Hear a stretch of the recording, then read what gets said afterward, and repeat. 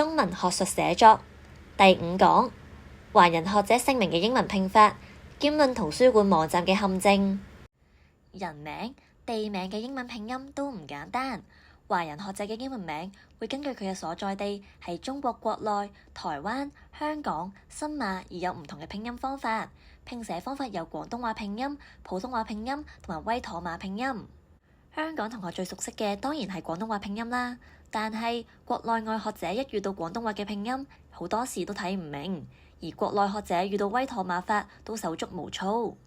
何炳旭都講咗段佢自己嘅往事，當中就顯示到唔同嘅譯法係會帶嚟混亂。喺1965年，植澤忠同薄樹人喺《科學通訊》入邊刊登咗一個增訂嘅新星表，將資料範圍擴展到日本同南北韓嘅事跡記載。而呢篇文章就俾美國史密松研究所同美國太空總署分別譯咗做英文，但係兩篇譯文嘅譯者就分別採用咗威妥瑪法同普通話拼音方法。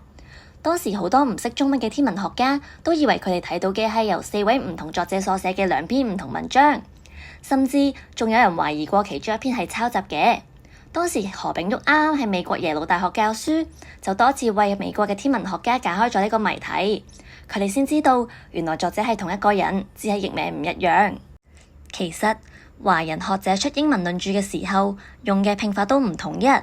有啲就用全名，例如許卓雲、余英時；有啲就用英文名，例如威歡、黃仁宇、Emmanuel C.Y. 書、徐中躍、James T.C. Liu、劉子健同 Julia Ching、秦嘉怡；而有啲就用縮寫，例如 K.C. 張、張光直同 D.C. Lau、劉殿爵，都係根據作者自己嘅慣用寫法而去定嘅。所以同學喺論文入邊，如果要引用華人學者嘅英文論著嘅時候，華人學者嘅名一般都唔使加英文名。但係如果提到漢學家嘅時候，就應該要同時列出佢嘅漢名同埋原文名，例如丁愛博、Albert Dean 同史景遷、Jonathan Spence 嘅。而同學喺處理漢學家漢名嘅時候，記住一定要揾返漢學家嘅正名，一定唔可以亂作。而今時今日，要揾出漢學家或者華人學者嘅原名已經變得非常輕易，只要喺網上面一查就會揾到。德國萊比錫大學柯若珀所建立嘅 Chinese Names of Western Scholars 網站就係一個好好嘅工具。網站內容唔單止值得信賴，仲會經常 update。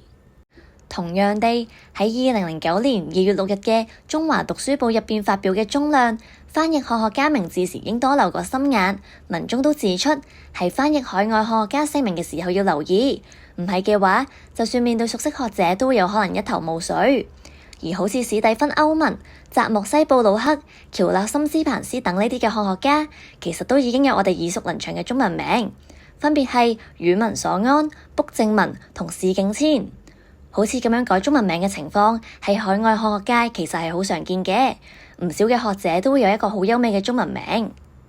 至於西方學者嘅名字翻譯，有啲係約定成俗，喺中文世界已經有共同譯名，就好似 Max Weber 一般就譯咗做韋伯，但都有國內外唔同嘅譯法，例如 Michio Foucault 內地就譯咗做福柯，而台灣就譯做傅柯。馬有垣就對於亂譯歷史人名同地名就提出咗批評，佢話咁樣係唔尊重歷史，冇遵守名從主人嘅原則，仲會拉遠咗我哋同埋文獻資料嘅距離。佢舉例話，一個係西伯利亞瀕臨北太平洋嘅軍港 Vladivostok 原本就係中國嘅領土，去到咸豐10年，即係1860年先割讓俾俄國，時間比香港割讓俾英國仲要遲10幾年。所以直到20世紀中葉，中文都係繼續用返原本嘅漢名海參崴。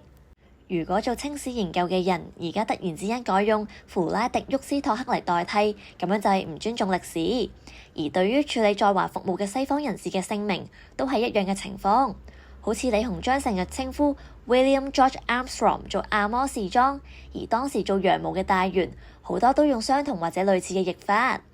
如果之後嘅研究者唔跟從嘅話，就一定有一個好強烈嘅理由。